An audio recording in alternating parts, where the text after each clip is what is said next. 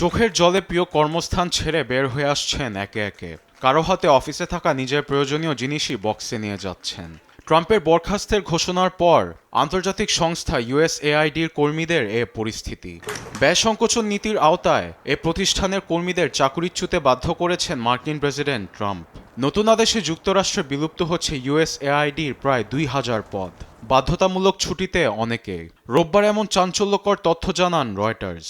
তবে সংস্থাটিতে গুরুত্বপূর্ণ কাজে অপরিহার্য হিসেবে বিবেচিত কর্মীদের ছুটিতে পাঠানো হয়নি। মার্কিন গণমাধ্যম সিএনএন বলছে, চাকরিচ্যুত কর্মীদের রোববার পাঠানো হয়েছে মেল।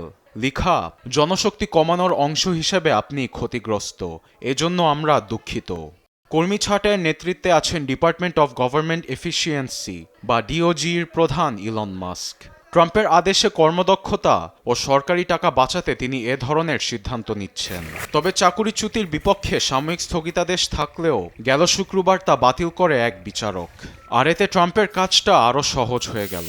তবে প্রশাসনের এসব কর্মকাণ্ডে ক্ষুব্ধ the American foreign service association. সংস্থাটির সভাপতি ইয়াজগের্দি বলেন, ট্রাম্পের তড়িঘড়ি পদক্ষেপে কর্মীদের ব্যক্তিগত কর্মজীবনে বড় ধরনের নেতিবাচক প্রভাব ফেলছে।